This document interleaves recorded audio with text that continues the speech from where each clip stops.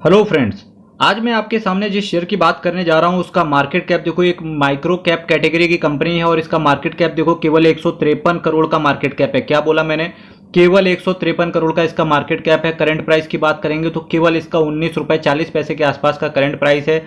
High company ने 32 रुपये 70 पैसे का लगाया, लो कंपनी ने 14 रुपये 60 पैसे का लगाया। स्टॉक के पीई की बात करेंगे तो 34.90 का स्टॉक का पीई है। बुक वैल्यू की बात करेंगे 17.60 का कंपनी का बुक वैल्यू है। डिविडेंड की बात करेंगे तो कंपनी एक हैंडसम डिविडेंड देती है जो कि है ऑलमोस्ट सेविंग बैंक के ब्याज की तरह। मान लो यार 2-2.5% आ जाता है dividend yield. Return on capital employ, return on equity company का बेकार है 5.11% एंड 3.17%। फेस वैल्यू की बात करेंगे कंपनी का 2 रुपए का फेस वैल्यू, दैट मीन्स कि एक आपको स्प्लिट देखने को मिल सकता है। आज मैं जिस शेयर की बात कर रहा हूं उसका नाम है कॉम्प्यूकॉम सॉफ्टवेयर लिमिटेड। एक आईटी से रिलेटेड बिजनेस है इसका, साथ ही साथ इसका कंपनी का जो बिजनेस है विंड पावर जनरेशन में भी कंपनी काम करती है। आईटी एंड मीडिया ट्रेनिंग में भी कंपनी काम करती है। लर्निंग सॉल्यूशन प्रोवाइड करने में, ई गवर्नेंस प्रोजेक्ट पे भी कंपनी काम करती है। आईसीटी एजुकेशन प्रोवाइड, अल्टीमेटली ऐसा समझो आईटी से रिलेटेड कंपनी है ये। और इसी के साथ साथ अगर मैं इसके पीई रेशियो की बात करूं तो इसका पीई जो इसका कॉम्पिटिटर है उससे काफ़ी सस्ता मिल रहा है। ये आपको केवल 34 का इसका पीई है जो कि कॉम्पिटिटर से सस्ता मिलता है, जो कि अच्छी चीज़ है। अब कंपनी को जो मेन फोकस है हमारा, जैसा कि मैंने आपसे कहा था कि मैं आपके लिए वीडियो लेकर के आऊँगा जैसे ही Q4 FY23 के रिजल्ट आ जाएंगे। तो अभी रिजल्ट इसके आ चुके हैं मार्च 2023 के। अब मैं कंपेयर करने की कोशिश करूंगा कि किस तरीके से इसके रिजल्ट रहे क्वार्टर ऑन क्वार्टर बेसिस पे। अगर मैं बात करूंगा तो इसकी सेल सितंबर 2022, दिसंबर 2022 और मार्च 2023 की सेल देखो आप 10 करोड़ 94 लाख, 9 करोड़ 29 लाख और 24 करोड़ 43 लाख रुपए का इसका सेल रहा। Sale quarter on quarter basis पे बहुत तेजी से इसने बीट करा। वहीं एक्सपेंस की बात करेंगे जहां 7 करोड़ 42 लाख के आसपास के इसका एक्सपेंडिचर हुआ करता था, अभी फिलहाल 18.88 करोड़ का इसका एक्सपेंडिचर दिख रहा है। इस एक्सपेंडिचर में कंपनी का कुछ अच्छी चीज, कुछ प्रॉस एंड कॉन्स है। केवल मटेरियल कॉस्ट जो कि अच्छी चीज है 0.33% के आसपास लगती है। वहीं एम्प्लॉय कॉस्ट कंपनी ने काफी हद तक कम कर दी और कम करके प्रॉफिट अच्छा जनरेट करते हुए देखने को मिल रहा है यहाँ पे। तो यही रीजन है कि जिस तरीके से कंपनी का सेल बढ़ा, एक्सपेंडिचर उस हिसाब से नहीं बढ़ा। साथ ही साथ कंपनी ने एम्प्लॉय कॉस्ट को भी कटिंग करा।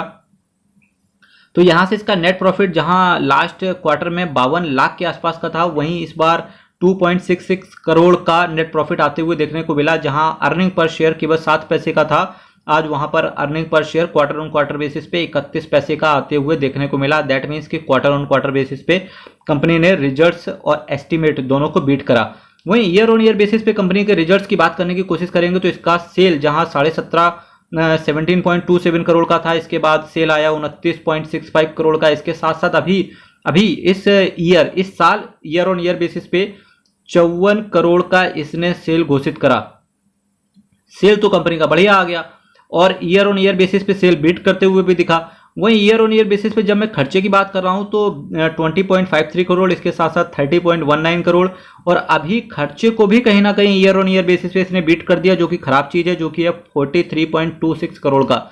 जिसमें आपका सबसे ज्यादा जो कॉस्ट लगती है एम्प्लॉय कॉस्ट लग गई ईयर ऑन ईयर बेसिस पे 23% की। हालांकि अगर लास्ट ईयर के हिसाब से एम्प्लॉय कॉस्ट इस साल कंपनी की कम हुई, क्योंकि ऊपर दिख भी रहा है कि एम्प्लॉय कॉस्ट कंपनी ने कम करी है। अदर कॉस्ट ज्यादा लग गई जो कि है 56%। तो अदर कॉस्ट तो कंपनी की क्या कर्जे की वजह से लगी है उस चीज की अभी मैं बात कर लूंगा यहां से। यही रीजन का रहा कि लास्ट ईयर जो कंपनी का 12.5 करोड़ के आसपास का नेट प्रॉफिट था, इस बार केवल इनका आधा नेट प्रॉफिट आया जो कि रहा 5.22 करोड़ का। ये थोड़ा ईयर ऑन ईयर बेसिस पे कंसर्न आ गया, लेकिन क्वार्टर ऑन क्वार्टर बेसिस पे कंपनी ने कमाल धमाल और इन्वेस्टर्स को माला माल अभी तक नहीं किया है। क्योंकि जहां इसने 34 रुपए का हाई लगाया, वहीं अभी केवल 50% के आसपास टूट के ये कंपनी चल रही है। इसके ईपीएस की बात करेंगे तो 1.61 का ईपीएस था और अभी केवल 0.63 का ईपीएस है। तो थोड़ा सा कंसर्न है, पर कंसर्न क्यों नहीं है उसका एक कुछ लॉजिक मैं आपको यहां से देना स्टार्ट करूंगा। अब बात कर लेते हैं कि कंसर्न क्यों नहीं है। क्योंकि ईयर ऑन ईयर बेसिस पे बीट नहीं कर पाया, पर क्वार्टर ऑन क्वार्टर बेसिस पे बीट कर लिया, तो अभी तो ये न्यूट्रल हो गया एक तरीके से।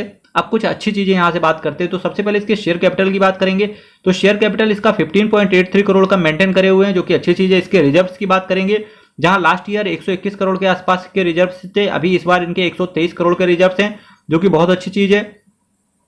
कंपनी की ना लास्ट ईयर कोई बोरोविंग थी लॉन्ग टर्म, ना इस बार कोई बोरोविंग है। कंपनी ऑलमोस्ट डेट फ्री है। साथ ही साथ कंपनी ने शॉर्ट टर्म बोरोविंग्स जहां लास्ट ईयर 6.01 करोड़ के थे और इस बार केवल 1 करोड़ 4 लाख के केवल शॉर्ट टर्म बोरोविंग बची। कंपनी ने ऑलमोस्ट 5 करोड़ के आसपास का डेट का रिपेमेंट कर दिया और खत्म करके ऑलमोस्ट कंपनी का पूरा नजरिया यही है, जबकि शेयर प्राइस ना बढ़ रहा हो तो बैलेंस शीट को स्ट्रांग करा जाए किसी भी अच्छी कंपनी के लिए, ये सबसे प्लस पॉइंट हो जाता है। वहीं फाइनेंसिंग एक्टिविटी में थोड़ा सा नेगेटिव पॉइंट देखने को मिला, पर फिर भी जहां लास्ट ईयर जो कैश फ्लो था वो नेगेटिव देखने को मिला, बट इस साल कंपनी ने पॉजिटिव कैश फ्लो करके अपना बिल्कुल मंशा क्लियर कर दी है कि भाई फंडामेंटल तो स्ट्रांग होंगे और अगर फंडामेंटल स्ट्रांग होंगे तो आज नहीं तो कल इन्वेस्टर जरूर आएगा।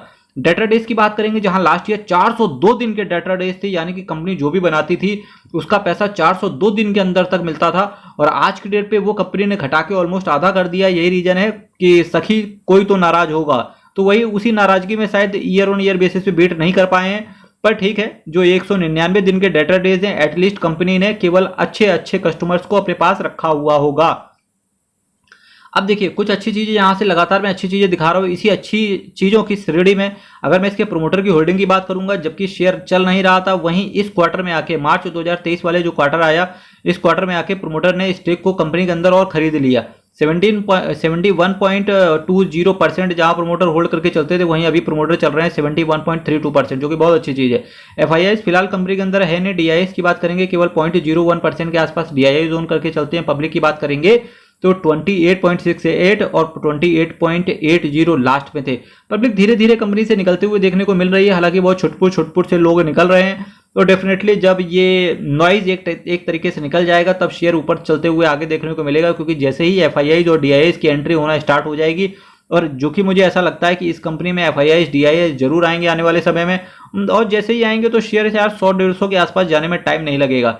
मेरे मित्रों, फिर भी अल्टीमेट डिसीजन आपको ही लेना है कि आपको क्या करना है। किसी भी इन्वेस्टमेंट करने से पहले फाइनेंशियल एडवाइजर से जरूर संपर्क कर लेना।